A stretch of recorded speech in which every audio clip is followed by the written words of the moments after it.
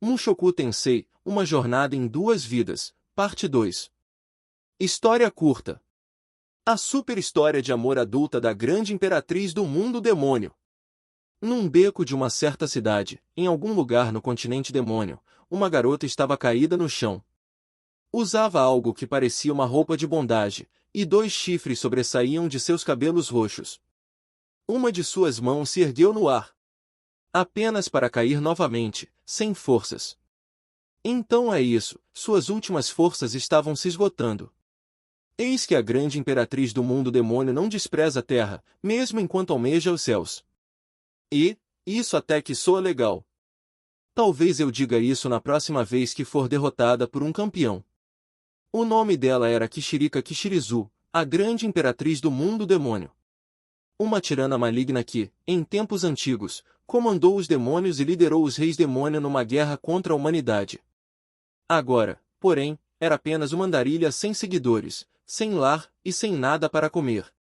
Estou morrendo de fome. Sim, ela havia desmaiado de fome. Como grande imperatriz, seu corpo podia passar um ano inteiro sem comida e ainda funcionar normalmente. Mas Kishirika também era uma cabeça de vento, e frequentemente esquecia que precisava comer pelo menos uma vez por ano. Quando finalmente percebia a fome, já era tarde demais. Seu poder de voar havia sumido, sua risada maligna também. Agora, era só mais uma indigente caída na rua. O céu tá azul. Prefiro quando tá mais roxo, mas por alguma razão, agora que tô prestes a morrer, azul até que combina melhor. Desmaiar de fome não significava que ela morreria imediatamente. Ainda conseguia admirar a cor do céu. Afinal, ela se via nesse estado de quase morte dia sim, dia não. Por outro lado, já não tinha forças para fazer nada além de observar o céu. Uma sombra se projetou sobre seu rosto. Alguém a observava de cima. Era um garotinho com um único chifre na testa. Devia ter menos de 10 anos, talvez até bem menos. Estava naquela idade em que era difícil saber se a criança já entendia o mundo ao redor. Kishirika olhou em volta, tentando entender de onde ele tinha vindo, e viu a porta dos fundos de uma casa voltada para o beco. Devia ter saído dali.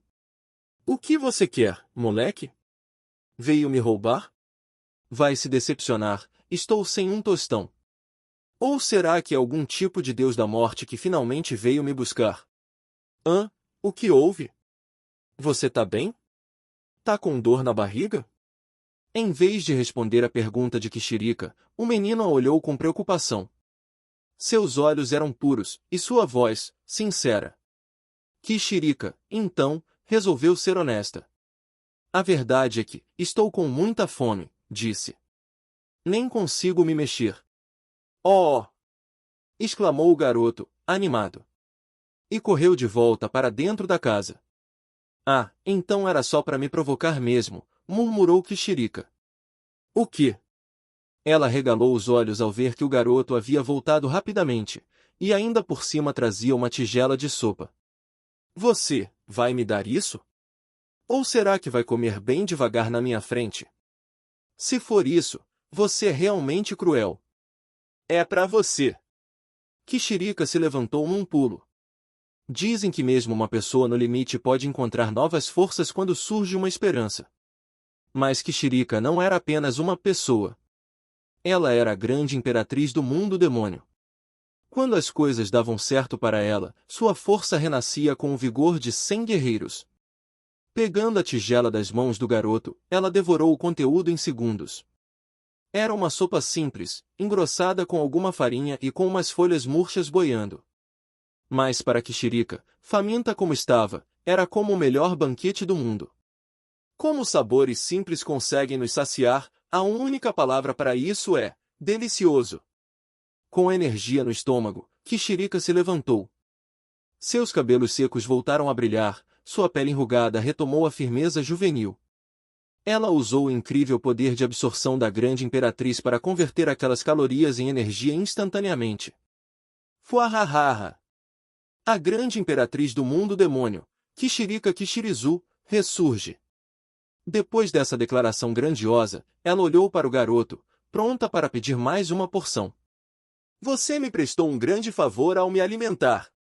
Mas aquela porção foi só um tiquinho. Kishirika parou de falar. O garoto ao seu lado estava com a boca entreaberta, e era fácil ver, pelas roupas rasgadas e o corpo magro, que ele também era pobre. Parecia que ele próprio não comia há dias. Kishirika não era muito esperta, mas entendeu que o menino havia lhe dado parte do próprio almoço. Ela desejava poder, mas também conhecia bem o que era a fome.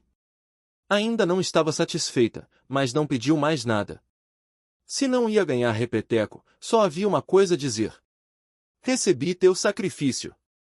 Um favor eu te concederei. Esse era o costume antigo de Kishirika, recompensar quem a alimentava. O que é um favor? Perguntou o menino. Um favor, garoto. Tem algo que você deseja? Pode ser qualquer coisa. Qualquer coisa, respondeu Kishirika, embora na verdade não tivesse quase nada. Dinheiro, ela não tinha. Fama? Estava pior que um andarilho. Status? Nem casa tinha para morar. Mas havia uma coisa com a qual ela nasceu, os olhos demoníacos. Ela tinha o poder de concedê-los. Um poder tão grande que, no passado, quase a levou a dominar o mundo inteiro. Os olhos demoníacos eram o símbolo da grande imperatriz. Não precisa ter vergonha, diga logo o que quer. Vai, vai. Disse Kishirika, sorrindo enquanto o menino hesitava, com as bochechas coradas. Tá bom, disse ele, juntando coragem. Por favor, seja minha esposa. Esposa. Moleque, para que você quer uma esposa com essa idade? Ai ai ai, as crianças de hoje em dia estão precoces demais. Vendo a decepção no rosto do menino, Kishirika suspirou. Nada de esposa? Ele era tão fofo que dava vontade de aceitar só para agradar. Mas Kishirika era do tipo que falava o que pensava. Infelizmente, eu já tenho um noivo. Não posso me casar com você, garoto. Ah. Não tem mais nada que você queira? Que tal um item incrível, muito útil, que começa com D? Sabe qual é?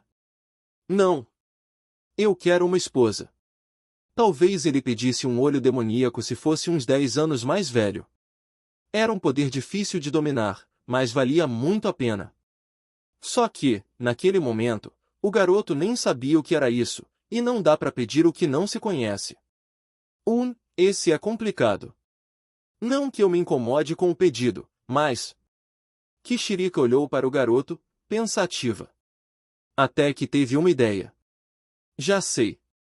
Que tal se eu te contar como conheci meu noivo? Depois de ouvir essa história, você vai desistir de mim. Uma história? Isso mesmo.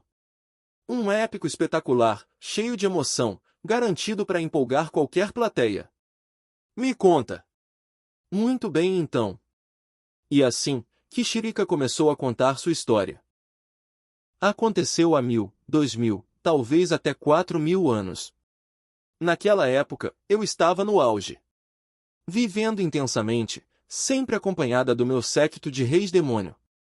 Usava as riquezas que roubei durante os ataques aos humanos para bancar desfiles dia sim, dia não. Reuni todos os caras bonitos do continente para me servirem o dia inteiro. Rabiscava o rosto dos reis demônio enquanto eles dormiam. Mandei tantas cartas pro rei humano que ele ficou careca de estresse. Tudo o que eu queria fazer, eu fazia.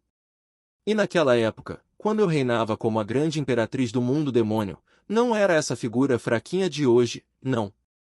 Eu era a personificação da beleza perfeita. Os tributos choviam todos os dias, enviados por reis demônio e demônios renomados de todo o mundo. Por isso, meu estômago vivia cheio. Eu era simplesmente invencível. Mas, enquanto eu aproveitava minha glória imperial, surgiram aqueles que queriam estragar tudo, os humanos.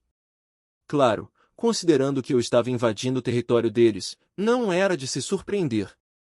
A verdade é que, com raríssimas exceções, todos os humanos são fracos. Um bando de insetos. De vez em quando surge um realmente forte, mas isso acontece só uma vez a cada 1000 anos, então eu não me preocupava com isso. O problema é que uma vez a cada 1000 anos quer dizer que eventualmente um deles aparece. Eu os chamo de campeões. Eles sempre surgiam, mais cedo ou mais tarde. Na Primeira Grande Guerra, fui derrotada por um maluco obcecado com a ideia de que o céu tinha que ser azul. Mas enfim. O campeão daquela época se chamava Cavaleiro Dourado Aldebaran. Você já ouviu falar dele, né, garoto? Isso mesmo, aquele grande campeão que sozinho reorganizou as linhas de frente dos humanos e esmagou os exércitos demoníacos. Naquele tempo, eu não estava nem aí para um cara como ele. Seria loucura ficar preocupado o tempo todo com alguém que talvez só apareça uma vez a cada 1000 anos. Na maioria das vezes, quando esses guerreiros lendários surgem, algum rei demônio acaba lidando com eles. Para ser sincera, meus subordinados vieram me alertar várias vezes dizendo: esse campeão é perigoso de verdade. Temos que agir logo. Mas eu sempre respondia: vai dar tudo certo, não é grande coisa. Mas não deu tudo certo. Quando percebi, meu exército já tinha sido destruído, e Aldebaran invadiu meu castelo. Foi aí que o vi pela primeira vez, e bastou olhar para ele para saber que era encrenca das grandes. Cabelos prateados, olhos sem emoção, como os de um inseto, e uma aura sinistra que cobria todo o corpo. Ele nem parecia sedento por sangue, mas dava para sentir que me mataria sem hesitar. E ele era forte. Como ele invadiu meu castelo, meus guerreiros de elite, os demônios mais poderosos sob meu comando, partiram para cima. Ele os despedaçou como se fossem algodão doce. Vendo aquilo, um rei demônio que vivia se gabando da própria força tentou enfrentá-lo. Aldebaran o destruiu com um único golpe. Completamente obliterado. Um absurdo total. E para completar, apesar de o chamarem de Cavaleiro Dourado, não tinha um pingo de ouro nele. Agora entendo por que meus criados vinham desesperados me avisar sobre ele. Diante daquela criatura, minhas pernas tremiam tanto que eu não conseguia fazer nada. Entende o que é isso, garoto? Quando você percebe que vai morrer, independente do que faça, seu corpo simplesmente trava. Isso é o verdadeiro sabor do medo. Ele não parecia do tipo que escutaria alguém implorando, então nem tentei. Só consegui rezar. Nem sabia para quem, só mandei uma prece para qualquer poder maior que ele. Claro que ninguém me ouviu. Eu sabia que ia morrer. Foi então que, cabum, algo caiu do teto. Um homem gigantesco, completamente coberto por uma armadura. Ai não, outro inimigo. Pensei. Mas, ao olhar melhor, percebi algo familiar naquele traje. Sim, minhas orações tinham sido atendidas. Não por um deus, mas por alguém que eu conhecia. Quem apareceu foi Badgad, o rei demônio imortal, último dos 8 grandes reis demônio, vestindo uma armadura que eu nunca tinha visto antes. Ele desafiou o campeão. Não faça isso. Ele é forte demais para você. Gritei. Veja bem, Badgad era um raro exemplo de demônio intelectual. Tinha cara de brutamontes, mas cada palavra que ele dizia era pensada. E, claro, quase nunca entrava em lutas. Mas as pessoas mudam. Desde a última vez que o vi, Badi havia se fortalecido. A batalha começou, e ele conseguiu se manter firme contra aquele monstro. Mesmo depois de reduzirem o castelo a escombros, a luta continuava. Destruíram a cidade. E ainda assim, a luta não acabava. Parecia que duraria para sempre, destruindo tudo e todos. Mas nenhuma batalha é eterna. No fim, um vencedor surgiu. Badi derrotou o campeão. Mas Aldebaran não era um homem comum. No último instante, nos deixou algo para lembrar. Ele se explodiu. Tentou trocar a própria vida pela nossa morte. Eu preciso impedi-lo, pensei. Mas era inútil. Eu não tinha forças. Badi tinha, ele venceu a luta. Mas usou tudo que tinha naquele combate, e agora estava à beira do colapso. Só nos restava aceitar o destino. O capacete de Badi caiu, e ele se virou para mim, quase morrendo. Se eu renascer, quero ser seu marido, disse ele. Eu ri e respondi. Se você voltar à vida, então, com certeza, me casarei com você. E então, fomos os dois lançados pelos ares, mas compartilhamos um sorriso gentil antes do fim. Ah, não importa quantas vezes eu conto essa história, ela nunca perde a graça. Principalmente a parte em que ele vem me salvar. Meu coração até dispara só de lembrar. Kishirika suspirou sonhadora, então se virou de novo para olhar o menino. Enfim, agora você entende, né, garoto? O laço entre mim e o Badi é inquebrável. Então eu não posso ser sua noiva. Ao encerrar a história, Kishirika se voltou mais uma vez para o garoto. Hã? O que é isso? Você tá dormindo? O menino estava encostado na parede, dormindo profundamente. Talvez fosse a hora do cochilo. Acho que ele ainda era meio novo demais para uma história de amor adulta como a minha, comentou Kishirika, inclinando a cabeça enquanto se levantava. Se ele tinha dormido, paciência. Ainda assim, disse, animada, tenho que agradecê-lo pela comida. Ah! E com isso, ela enfiou o dedo bem no olho do garoto. Houve uma pausa e então... Ai! A dor o despertou num instante, mas já era tarde demais. Um dos olhos dele havia sido transformado em um olho demoníaco, e Kishirika já estava pronta para decolar rumo a um novo destino. Adeus, garoto. Hã? Espera aí. Fuahahaha. Considere esse olho demoníaco que eu te dei como uma parte de mim, cuide bem dele. Casamento não vai rolar entre nós, mas se você dominar esse olho, quem sabe, talvez eu te aceite como guarda pessoal um dia. Fuahaha. Hahaha. Gak. O garoto, atordoado com a mudança repentina na visão, olhou para cima, tentando enxergar Kishirika. Estendeu a mão em sua direção, mas ela já estava longe demais. Tudo o que pôde fazer foi levantar o braço em direção aos céus. Algumas décadas mais tarde, um guerreiro se juntaria aos seguidores de Kishirika. Dizem que sua lealdade era incomparável, e que o domínio de seu olho demoníaco superava o de qualquer outro. Mas essa, já é uma história para outro momento. Um presente especial. De vez em quando, Nor me pedia uma história antes de dormir. Eu contava algumas das que conhecia. Como eram histórias que lembrava da minha juventude, achava que eram mais para meninos, mas Nor sempre parecia gostar. Um dia, depois de colocá-la na cama e me oferecer para contar mais uma, ela respondeu. Pai, conta uma história sobre a mamãe? Sua mãe? Aham. É que, hoje o Dol e a Marta me falaram sobre o primeiro amor. Eles disseram que, lá em Mires, ganharam um presente do destino, e foi por isso que se casaram. Ah! Dol e Marta eram um casal que fazia parte do grupo de busca de Fitoa. Eles tinham se casado por volta do meio do ano passado, então ainda eram recém-casados. Fazia um bom tempo que eu ouvi os dois se gabando do quanto estavam felizes e apaixonados. E agora estavam enchendo a cabeça da Nor com isso também. Então, pai, eu queria saber, você e a mamãe também ganharam um presente do destino? Então, eu e a Zenith na verdade não. Foi o que comecei a dizer, mas me calei na metade. Algumas lembranças me vieram à cabeça, mas, sinceramente, eu não parecia lá muito impressionante em nenhuma delas. Tinha dado vários presentes para Zenith, sim, mas eram coisas meio estranhas, egoístas até, que só faziam ela me olhar com aquela cara de lá vem ele. Mas quando olhei para Nor, com os olhinhos brilhando de expectativa, lembrei de repente o motivo pelo qual tinha começado a dar tantos presentes a Zenith. Claro, também não parecia muito bem nessa história, mas quer saber? Ultimamente, eu já vinha passando vergonha na frente de todo mundo mesmo.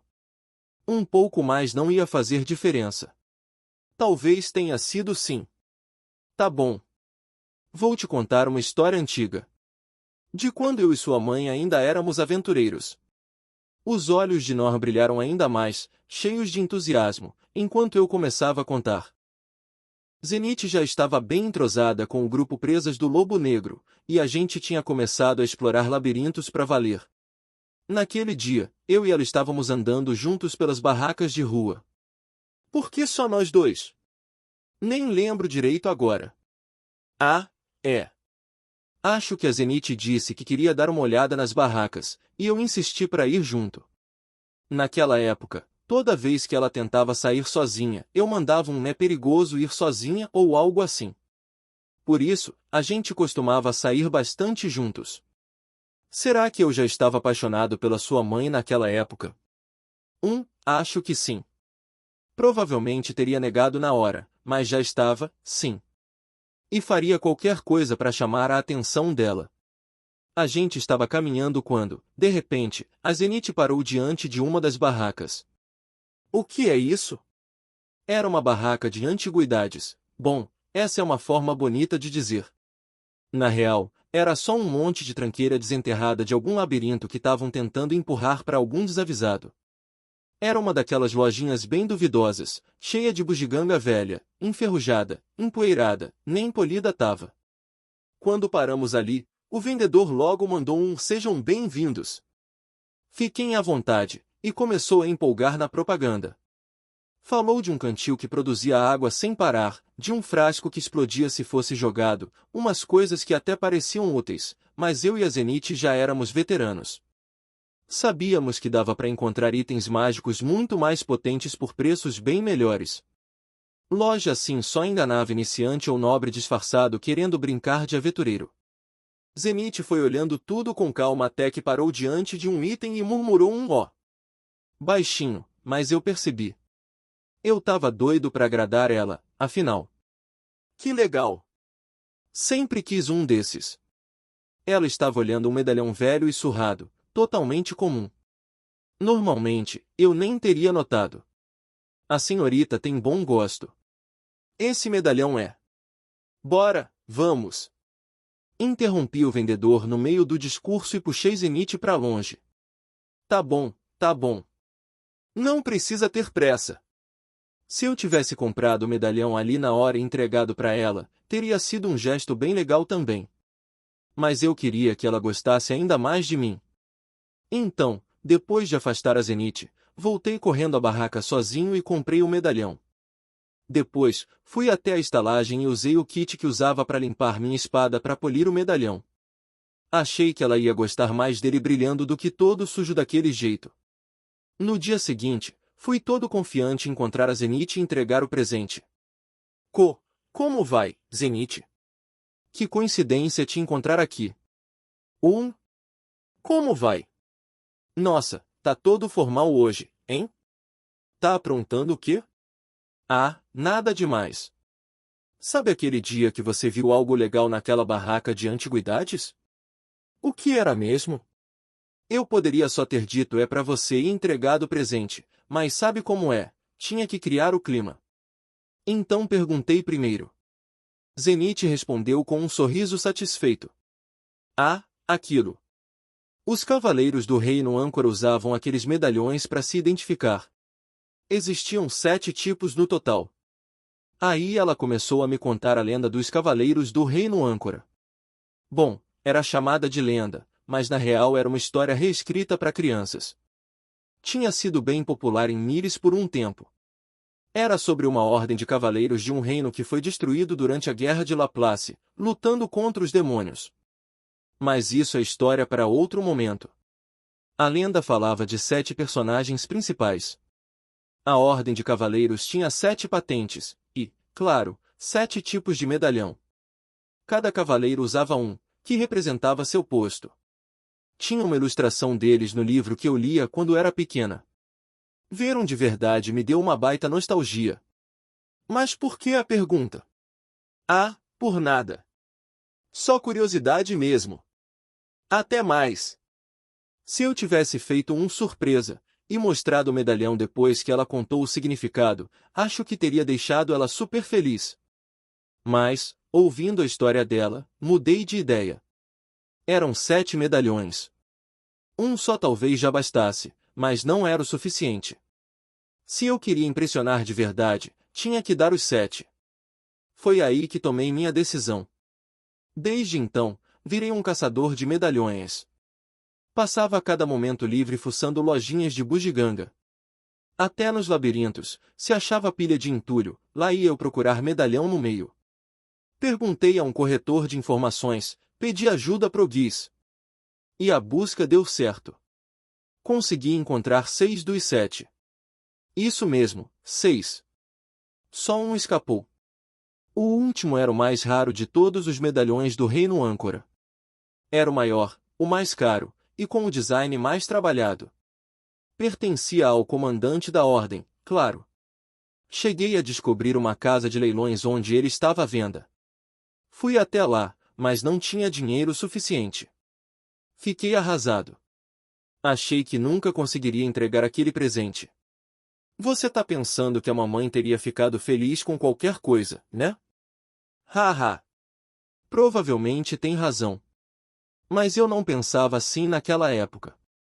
Enquanto eu me perguntava o que fazer, o Guiz, que estava me ajudando, me deu uma ideia. Você não precisa conseguir todos, né? E se pegasse uma corrente bonita e transformasse num colar estiloso? Eu não fiquei muito convencido. Se fosse comigo, eu ia querer o conjunto completo. Só um bobão embrulharia 6 de 7 medalhões numa caixinha e chamaria aquilo de presente. Entre ganhar só um ou ganhar 6 incompletos, eu preferia só um. Mesmo assim, aceitei a sugestão do Guiz. Mas não queria fazer algo simples. Queria deixar especial. Levei os medalhões a um artesão talentoso e pedi para polir todos até brilharem como novos. Ficaram tão reluzentes que dava para ver o reflexo neles. Nada parecido com o que eu tinha conseguido com meu kit de espada. Depois, comprei uma corrente de prata bem fina e elegante numa loja de variedades, e voltei ao artesão para montar tudo junto. Fui também a uma loja de tecidos e gastei uma boa grana num pedaço de seda. Coloquei a seda dentro da caixa onde planejava guardar os 7 medalhões, e acomodei os 6 sobre ela, com todo cuidado. E então estava pronto, um colar lindo, que não faria feio nem em loja de joias para nobres. Me senti todo orgulhoso. Duvido que tivesse outro cara por aí que transformasse um medalhão sujo de uma feira qualquer num presente tão bonito assim. Levei o colar até a Zenith. Pensando bem, eu devia ter marcado um encontro decente, mas naquela época, eu achava meio vergonhoso fazer tanta coisa por uma garota. Queria parecer descolado. Então acabei entregando o presente ali mesmo, na sala de jantar da estalagem. Como vai, Zenith? Como vai? Tá formal de novo. Quer saber? Acho que já tivemos essa conversa antes. Tivemos. E aí, o que você quer? Perguntou ela, apoiando o queixo na mão, com um sorrisinho travesso. Ela era linda. O cabelo dourado brilhava com a luz do sol, e até naquele jeitinho despreocupado ela parecia uma dama. Mas os olhos tinham aquele brilho de travessura. Era esse contraste que chamava atenção, sabe? Eu já tinha visto todo tipo de garota, filhas de nobres, de aventureiros, de comerciantes, mas a Zenith era diferente.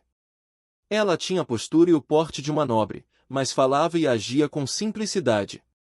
Um ar puro, inocente. Naquela hora, sentado diante dela, fiquei até meio nervoso. Eu não é que eu precise de algo, exatamente. O que foi? Disse ela, inclinando-se para mais perto, me encarando com um ar de provocação. Foi aí que caiu a ficha, alguém, provavelmente a Elinalise, já tinha contado tudo para ela fazia tempo. Antes, eu teria ficado irritado e saído bufando. Mas, depois de tanto esforço para encontrar os medalhões, e com a Zenith linda daquele jeito, só estendi a caixinha para ela. É para você. Hã? Ela deve ter achado que eu ia simplesmente entregar os medalhões. Quando viu a caixa, os olhos se arregalaram. Posso abrir? Só tem esse jeito de ver o que tem dentro, murmurei. Zenith abriu a caixinha devagar. Oh! Exclamou. E eu não consegui entender se aquilo era um pós bom ou ruim. Fiquei tão inseguro que comecei a me justificar todo atrapalhado. Você disse que achou aquele medalhão legal, né? Quando viu na barraca. Então, pensei em conseguir os 7, já que você disse que eram 7, mas aí vi que não ia ter tempo para tudo isso. Enquanto me enrolava com desculpas, ela pegou os medalhões e os observou com atenção. Eles são tão lindos, disse ela. Por um tempo, Zenith ficou segurando os medalhões contra a luz, admirando-os. Depois, colocou os que formavam o colar em volta do pescoço e deu uma voltinha. E aí? Ficou bom em mim? Sim. Ficou ótimo, respondi. Zenith corou, mas sorriu como se estivesse realmente feliz. Vem cá, Paul. Quero te contar uma coisa. Ela fez um gesto com o dedo, me chamando. Eu obedeci e me aproximei. Zenith se inclinou e encostou os lábios no meu ouvido. Antes que eu percebesse, ela já tinha se afastado de novo. É para te agradecer, disse ela. Por um segundo, eu nem entendi o que tinha acabado de acontecer.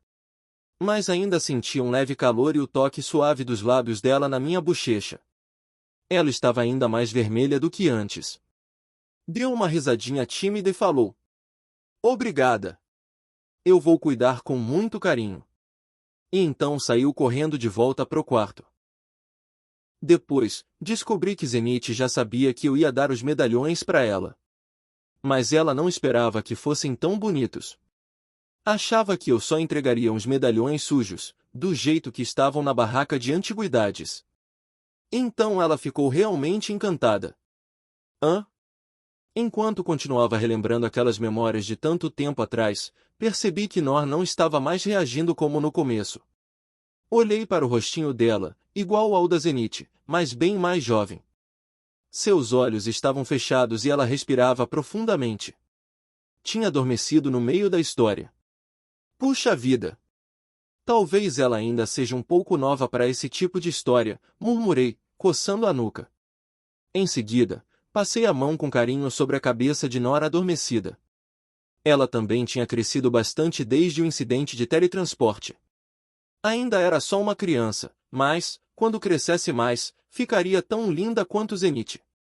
Com certeza teria vários garotos correndo atrás dela. Um dia, Norn também se apaixonaria. Será que a Zenith aprovaria se ela trouxesse para casa um garoto igual a mim? Falei, com um sorriso meio irônico. Então me levantei. Ainda não tínhamos encontrado Zenith, nem Lilia, nem Aisha. Por ora, tudo o que eu podia fazer era continuar procurando. Só assim eu e Zenith poderíamos estar juntos para conhecer o garoto por quem Nor se apaixonasse. Mas acho que o Rude vai ser o primeiro, comentei. Tínhamos nos separado há poucos dias. A imagem do rosto do meu filho apareceu na minha mente, junto da menina que estava com ele. Então, apaguei a luz e pus a mão na maçaneta da porta. Boa noite, Norn, disse baixinho, e saí do quarto. Certo. Acho que ainda dá tempo de trabalhar mais um pouco. E com isso, voltei às atividades com o grupo de busca. O verão de Rudeus. Chegamos a Porto Leste. Assim que desembarcamos do barco, já estávamos no reino do Rei Dragão. Havia agentes da alfândega, e eles cobravam uma taxa ao verificar nossa bagagem. Mas, desde que pagássemos o valor exigido, não havia problema algum. Eris, Ruigerd e eu saímos para o porto. Agora estávamos a um passo do continente central e do reino de Assura. Tinha acabado de começar a caminhar pela rua à procura de um lugar para passar a noite quando uma barraca de rua chamou minha atenção. Os produtos expostos eram feitos de tecido, um tecido com pouquíssima cobertura. Isso mesmo, era uma barraca de roupas íntimas. Ei, não pense besteira.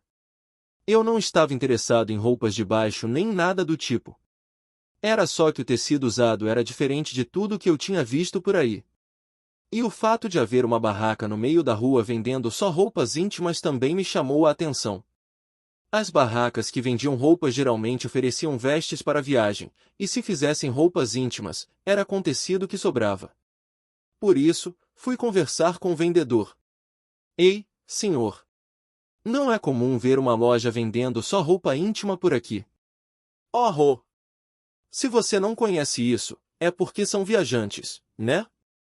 Isso mesmo. Viemos de Miles a caminho de Assura. Ah, entendi. Pois saiba que isso aqui não é roupa íntima. É roupa de banho.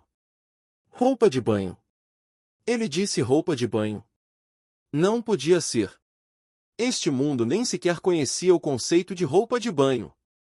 Quando as pessoas iam brincar no rio, era um verdadeiro paraíso Lolicon.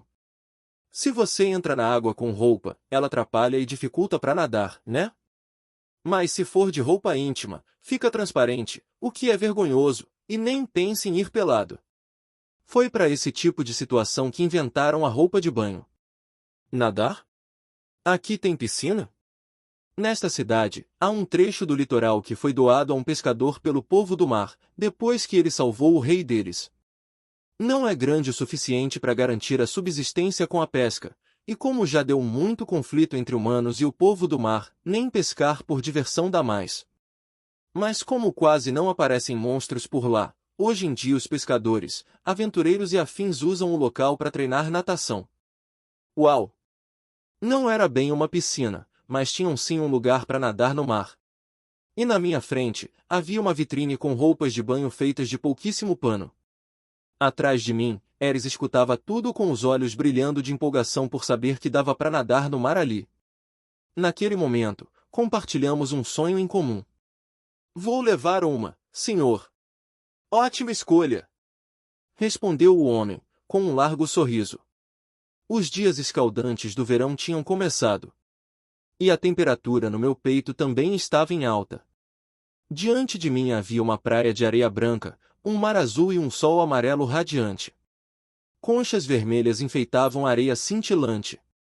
O pescador que ganhou essa praia, ou o rei que a doou, com certeza imaginou casais andando de mãos dadas por ali. Mas, tristemente, o que havia naquele momento eram apenas homens e mulheres suando durante o treino de natação. Mas então, sobre aquela mesma praia surgiu uma flor. Vestindo o biquíni preto que eu comprei para ela e com os cabelos vermelhos presos em um rabo de cavalo, lá vinha Eris. Foi um parto conseguir convencê-la. Ela ficou toda receosa, dizendo: Eu até quero nadar, mas com isso? Isso é praticamente roupa de baixo. Mas depois de muita conversa, consegui que ela trocasse de roupa e, finalmente, fui abençoado por aquele mundo maravilhoso. O corpo de Eris já tinha se desenvolvido bastante. Os seios e o quadril estavam bem definidos, o umbigo era uma gracinha e as pernas, longas e esbeltas. Sou um homem simples, só de olhar, já me dava por satisfeito. Mas por que se contentar só com isso? Era hora de dar um passo rumo a um novo mundo de satisfação. Fui até Eris. Tínhamos melancias para quebrar, ondas para enfrentar e pores do sol para assistir enquanto sussurrávamos eu te amo um pro outro. Tanta diversão nos aguardava ali na praia. Deus! Eu vou nadar. Calma aí, Eris. Tem que se aquecer antes. E se der cãibra no meio da água? Mas ela não me escutava. Já tinha avistado o paraíso. Com aquela imensidão azul diante de si, não dava mais para esperar. O coração dela já estava lá no oceano, as estrelas do mar brilhando, aquela coisa toda. Gerd, me ensina a nadar. Tô indo. Eris, espera. Tentei segurar seu ombro antes que saísse correndo. Mas ou calculei errado a distância ou Eris se mexeu, porque minha mão passou direto e acabou pegando o nó do biquíni dela. Talvez ela não tivesse amarrado direito. O laço se desfez e o biquíni caiu no chão. O quê? Mas que droga! Acha que eu vi os montes macios com seus picos rosados? Nada disso. Tudo o que vi foi um punho cerrado vindo em minha direção. Tomei um Boreas Punch de Eris bem na cara e apaguei na hora. Enquanto eu dormia o sono dos derrotados, Eris aproveitou a praia ao máximo. E assim chegou ao fim o verão. Os bons e maus hábitos de todos. Luke Notus Greira tinha um péssimo hábito, ele simplesmente não conseguia deixar de paquerar qualquer mulher que visse pela frente. Especialmente aquelas com seios grandes, diante deles, seu juízo simplesmente evaporava. Desde que o tamanho fosse generoso, ele não ligava para a idade.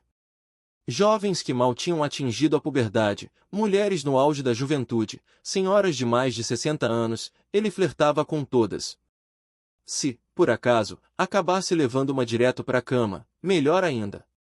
Mas, em sua defesa, é bom deixar claro que ele não fazia isso só por desejo sexual. Era mais um hábito mesmo. Usar sua aparência e seu charme para conquistar mulheres que ele achava atraentes lhe dava uma sensação de prazer e realização difícil de explicar. Em termos simples, Luke gostava de fazer amizade com mulheres de seios grandes. No caso das que eram mais velhas que o próprio pai, a cantada era só por esporte, sem segundas intenções. Ainda assim, essa mania de querer se enturmar com qualquer uma às vezes acabava gerando problemas. Mas vejam só quem está aqui. Meu querido Luke. Como tem passado? Ora, se não é a Josefine. Josefine era esposa de um nobre de alta patente. Seu marido já tinha falecido há tempos, e ela havia passado sua propriedade para o filho. Ainda assim, como muitos nobres lhe deviam favores, ela continuava tendo influência dentro do palácio.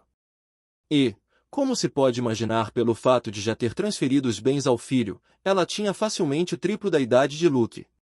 O que, obviamente, a desclassificava como alvo romântico, pelo menos na teoria. Que vestido encantador, Josefine! Ele realça ainda mais a sua beleza. Não que você precise dele para brilhar, claro. Para Luke, idade era só um número. Os elogios escapavam naturalmente, como se fizessem parte de sua respiração. Josefine, é claro, ficava radiante. Oh, Luke! Você sempre sabe o que dizer para deixar uma dama feliz. Este vestido veio do reino do Rei Dragão, sabia? É tecido com fios feitos de dragões reis. É super resistente, sem falar nesse brilho magnífico. Enquanto Josefine falava sem parar sobre o vestido, Luke ouvia com atenção. E assim ficaram por mais de 1 hora. Mas não se engane, Luke não estava entediado. Muito pelo contrário, ele adorava momentos como aquele. Afinal, tinha na sua frente uma senhora de seios fartos com um decote generoso, toda feliz falando sobre algo que gostava. Para ele, era o tipo de situação que justificava sua mania de flertar. Só que, com Josefine, as coisas não paravam por aí. Ah, sim. Hoje eu trouxe algo que você vai adorar, meu querido Luke. É mesmo? Tragam aqui, disse ela, chamando um dos criados que aguardavam num canto do jardim. O criado se aproximou carregando um objeto plano envolto em tecido e o entregou a Luke. É para você, querido. Um agradecimento por sempre me fazer companhia. Ora, não precisava, Josefi. Mas no meio da frase, o sorriso de Luke congelou. Quando o pano foi retirado, revelou uma pintura. Só que o conteúdo da imagem era tão excêntrico e de gosto tão duvidoso, que Luke não conseguia nem encontrar palavras para descrever. Gostou? Mandei meu retratista pintar especialmente para você. E, eu, sim. Muito obrigado, Josefine. Disponha, meu amor. É o mínimo que posso fazer por alguém tão especial. Josefine então começou a explicar em detalhes a pintura, onde encontrou o artista, o tipo de tinta que ele usou, o pincel, o estilo. Luke escutava tudo com um sorriso forçado no rosto. Por fim, Josefine se deu por satisfeita. Até logo, meu querido Luke. Espero vê-lo em breve. E se foi? Luke ficou sozinho com a pintura. Observou-a de novo com uma expressão enojada.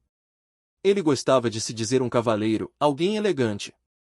Mas aquilo ali... Aquilo passava dos limites.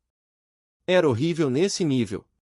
Acho que vou guardar no fundo do depósito. Ou talvez. Pensou por um momento e acabou levando o quadro com ele para casa. Ariel. A nobreza e a realeza de Açor estavam cheias de pervertidos. Gente que já tinha de tudo, fama, fortuna, poder. E, por conta disso, acabava desenvolvendo gostos cada vez mais excêntricos. Diziam que 9 em cada 10 nobres tinham fetiches bem esquisitos. Nesse meio, Ariel Anemoy Açor era tida como relativamente normal. Ela até se envolvia em umas brincadeiras de vez em quando, mas sempre coisa leve. Tão leve que alguns acreditavam que ela só fazia isso para se enturmar com os demais. Talvez por causa de sua beleza e da voz encantadora, davam a entender que ela era uma princesa certinha. Mas a verdade é que Ariel também tinha suas peculiaridades. Sim, Ariel também tinha seu próprio fetiche, e um bem estranho. Ela gostava de se envergonhar em público. Pode parecer pouca coisa, mas não era exatamente como os chamados exibicionistas. O prazer dela não vinha da exposição.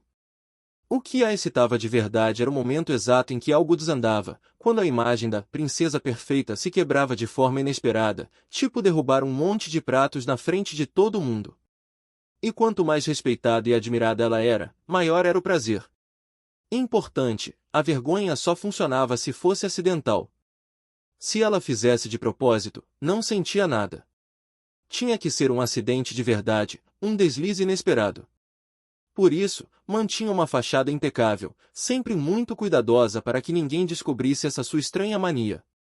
O que é isso? Certo dia, reparou num objeto esquisito num canto do quarto. Era retangular, envolto num tecido. Parecia uma pintura. Sem pensar muito, ela o pegou. Alguém poderia se perguntar por que ela simplesmente pegaria algo assim, sem saber do que se tratava, mas para alguém do nível de Ariel, era normal receber presentes diariamente. E, em regra, tudo era verificado antes de chegar até ela. Claro, às vezes podia ter uma agulha envenenada escondida, mas, naquele dia, não havia. Não havia agulhas envenenadas, mas ainda assim, era veneno. Que horror! Exclamou Ariel ao ver o conteúdo da pintura. A imagem era tão grotesca que fazia qualquer um questionar o caráter de quem a possuía. Quem em sã consciência? Isso tem cara de ser coisa do Luke. Examinou a pintura mais de perto. Era horrível. Realmente horrível. Seria um desastre se alguém descobrisse que ela estava com aquilo. Só de segurar já sentia o rosto esquentar. Imaginou as pessoas comentando, a Lady Ariel, com uma coisa dessas. Um arrepio percorreu seu corpo. Ariel tinha um hábito secreto. Colecionava coisas que seriam escandalosas se alguém descobrisse. Tudo ficava escondido com muito cuidado. E de tempos em tempos, ela se entregava ao prazer de pensar, se alguém achar isso, estou ferrada. Aquele era um de seus poucos passatempos secretos. Melhor esconder isso logo. E não era roubo. Para uma princesa, tudo dentro do quarto era automaticamente dela. Objetos, pessoas, tudo. Não havia necessidade de pedir permissão para guardar ou jogar fora nada, nem mesmo para esconder esse tipo de item. Vou enfiar debaixo da cama. E foi o que ela fez, igualzinho um adolescente escondendo revista proibida. Foi então que sentiu uma pressãozinha na bexiga. Eita, acho que tomei chá demais. Alguns plebeus acreditavam que a princesa Ariel nem fazia xixi. Obviamente, estavam errados. O quarto dela tinha até banheiro próprio, e era para lá que ela se dirigia naquele momento. Fitz. Sylphie, mais conhecida como Fitz, era a guarda-costas pessoal de Ariel. Sua função era protegê-la, além de cumprir algumas ordens que, de vez em quando, a princesa lhe confiava. Naquele dia, a tarefa havia sido espalhar um certo rumor para um nobre influente. Missão concluída sem problemas, Fitz retornou ao palácio. Ué? A Lady Ariel não está aqui? Nem o Luke. Acho que ele ainda não voltou. Ariel não estava no quarto. Será que foi ao banheiro? Murmurou, olhando para a porta que levava ao toalete.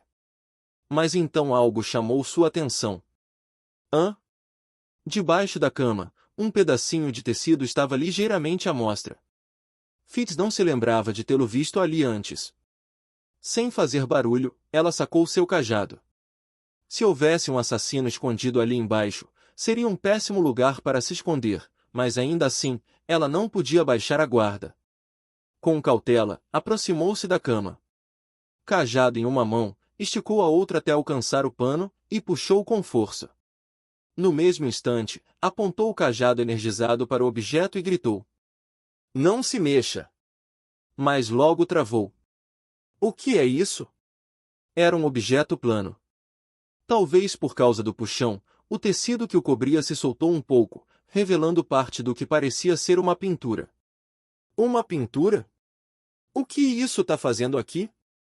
Com todo o cuidado do mundo, Fitz começou a remover o tecido. Pensou que talvez houvesse agulhas envenenadas escondidas, então foi extremamente cautelosa. Mas não havia armadilhas, e ela retirou a cobertura sem maiores dificuldades. Nenhuma agulha envenenada, mas ainda assim, era veneno. Assim que Fitz viu a imagem, sentiu o estômago embrulhar. Seu cérebro simplesmente se recusava a aceitar que algo tão grotesco podia existir. Que nojo! Isso estava debaixo da cama da Lady Ariel. Quer dizer que tudo que entrava no quarto de um membro da realeza era considerado propriedade daquela pessoa. Sem exceções. Então Fitz logo entendeu que aquilo pertencia a Ariel. A Lady Ariel é dona disso. Hein? Estava escondido. Ela escondeu isso? Hein? Não é possível. Ariel sentou-se no chão com as pernas dobradas para trás, ainda segurando a pintura. Sua mente estava um caos. Foi então que ouviu um clique vindo atrás de si. Ah! Ela pulou e se virou assustada. E lá estava Ariel Anemoiassura. Sua querida Ariel. Aquela que a havia resgatado, cuidado dela, e que sempre a chamava de amiga, não de serva ou escrava. Ariel olhou para Fitz sentada no chão, segurando o quadro com os olhos perdidos. Então você viu. Fitz percebeu que tinha visto algo que, com certeza, não devia. Se tivesse com a cabeça mais fria, talvez tivesse notado o leve sorrisinho no canto dos lábios de Ariel. Mas estava em choque demais diante daquela visão infernal. Ah, não! Pensou. Minha amiga tem um gosto que eu jamais vou conseguir aceitar. O que eu faço? O que eu digo? Finjo que não vi? Me afasto dela. Preso em seu turbilhão de pensamentos, Fitz congelou. Sylvie tinha um certo hábito. Rude. O que o Rude faria nessa situação? Sempre que se via em apuros, gostava de imaginar o que seu amigo de infância, Rudeus, faria no lugar dela. Rude. Rude com certeza. Seu fetiche secreto era desejar inconscientemente que ele aparecesse e a salvasse. O que eu faço? Rude. Me salva. Mas o Rude em sua mente não dizia nada. Apenas colocava a mão no ombro dela com um sorriso gentil e um rosto 20% mais bonito. Ah, e agora? O que eu faço? Quase às lágrimas, Sylvie apenas ficou ali, observando enquanto Ariel se aproximava lentamente. Rudeus. No mesmo momento em que Fitz passava por esse sufoco, Rudeus fazia uma descoberta própria. Enquanto limpava a carroça, algo caiu da bolsa de Ruigerd. Era uma estátua extremamente obscena. Não se parecia com as miniaturas que Rudeus costumava colecionar, lembrava mais uma daquelas figuras de argila arcaicas. Mas, dentro daquela escultura, havia um nível de obscenidade tão surreal, que até o próprio Rudeus ficou constrangido. Aquilo era praticamente a representação física do pecado da luxúria. Não é possível que o Ruigerd tenha uma coisa dessas, pensou. Mas o objeto tinha caído da bolsa dele, então quase com certeza era dele. Rudeus pegou a estátua e a examinou de perto. Foi então que ouviu um som atrás de si. Virou-se rapidamente, e deu de cara com Ruigerd. Algum problema? Perguntou o guerreiro. Ah, não, respondeu Rudeus, paralisado por alguns segundos. Depois, finalmente relaxou os ombros. Sem dizer mais nada, devolveu a estátua para onde estava, virou-se novamente para Ruigerd, e colocou um sorriso esquisito no rosto. Aproximou-se, deu um tapinha no ombro dele e disse: Tá tudo bem. Eu entendo. Então saiu da carroça como se nada tivesse acontecido, deixando para trás um Ruigerd completamente confuso. O que foi isso? Murmurou o guerreiro, com um ponto de interrogação pairando sobre sua cabeça. Só para constar, a estátua obviamente não era de Ruigerd. Ela já estava na carroça e, por acaso, acabou misturada com seus pertences. Só isso. Bah, deixa pra lá, disse Ruigerd, e o ponto de interrogação desapareceu. Já estava acostumado com os surtos estranhos de Rudeus. Ufa! Rudeus saiu da carroça e olhou para o céu azul claro acima de si. Cada um com seu gosto, né? Na verdade, ele também tinha um hábito peculiar, tentava aceitar os gostos dos outros, por mais bizarros que fossem. Pensando bem, o que será que a Sylphie está fazendo agora? O rosto feliz de Sylphie apareceu diante dele, flutuando no ar como uma lembrança suave. Só os céus sabem o que Sylphie fez a seguir, ali diante de Ariel, lutando para não chorar. Mas o que se pode afirmar com certeza é que, apesar de tudo, a amizade das duas permaneceu intacta.